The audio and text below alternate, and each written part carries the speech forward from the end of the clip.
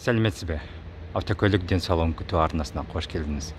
Міне бүгін біз Евразиялық банкқа кіріп, біз осы жеңілдетілген 4% несиесін қалай қабылдауға болады екендігін анықтауға тырыстық.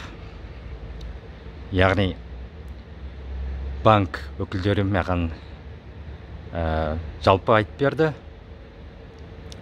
Соны мен сіздерге қазір жеткізуге тырысайын. Ең біріншіден сіздерге айтарым, бұл жалпы шарттары банктардың бізге қойылатын. Ол біріншіден өздеріңіз білетіндегідей несие пайызы бұл 4% жылдығына,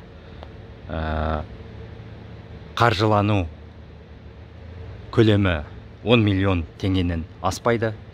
Яғни бұл жерде өз ойымды айтып шығайын. Яғни бұл 10 миллион дегеніміз, егерде сіздің көлігіңіз 10 миллионнан аста, онда артығын 10 миллионнан артық сомасын өз қалтаңыздан алғашқы төлем ретінде төлейсіз. Ал банктар тек қана 10 миллионға дейін қаржыландырады. Несие мерзімі 7 жылдан аспайды, яғни ең көп дегенде 7 жыл.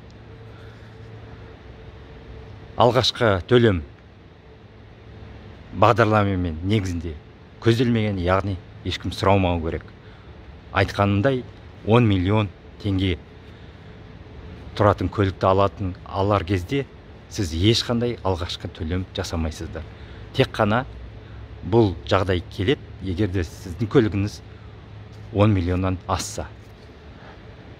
Көліктің бағасы 15 миллионнан аспау керек. 15 миллион 1 теңге асса, онда бағдарлама түспейді. Ал енді қандай құжаттар керек екендігін айттым маған. Бұл бізден сұрайтыны жеке куәлігіміз және көлік дилерінен көліктің толық бағасы туралы құжат керек. Яғни төлеуге арналған құжат. Сол құжатпен және жеке куәлігіңізбен банкқа барған кезде сіздерге бірінші шарт талап қойылады банктан. Бұл яғни біздің төлеу қабілетімізді тексереді. Бұны банк біздің ақырғы 6 ай жалақымыздан көре алады. Яғни ол үшін зейнеткерлік қорымыз өзіміздің 6 айлық төлемдерімізбен көрсетіліп тұру керек. Бұл бірінші шарт. Екінші шарты банктың. Бұл несиені айлық төлеу қабілетіміз. Яғни 7 жылға 10 миллиондық көлікті алатын болсақ, онда айлығымыз, несиені төлеу айлығымыз 136.801 теңгені құрайды. Ал қазақстандық заңдарымызды еске салсақ, заңдарда бір нұсқау тұр. Банктар несиенің 1 айлық көлемі несие алған адамның жалақысының 50%-нан аспау керек. Яғни, егерде 1 айлығымыз, несие төлеу айлығымыз 136.801 теңгені құратын болсақ, онда айлығымыз ең кем дегенде 274.000 теңгеден аз болмау керек. Бұл екінші шартымыз. Ал үшінші талап банктың, бұл әр несиеге алынған көлік банктардың заңдары бойынша сақтандырылуға тиіс. Яғни банк бізді сақтандыру полисін сатып алуға міндеттейді. Әр жылда 1 рет. Сақтандыру полистің көлемі көліктің толық бағасынан 1,1 15%-ын құрайды. Яғни 10 миллиондық көлікте бұл 10 миллионды 1,15-ке көбейтсек пайызға, онда 115 мыңды құрайды.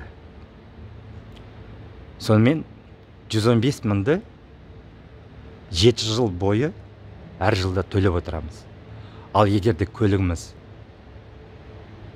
15 миллион болса, онда бұл көліктің сақтандыру полисі тіпті 100 көбейтсек, 15 миллионды 1,115, 115%-ға, онда 172 мың бір теңгені құрайтын болады.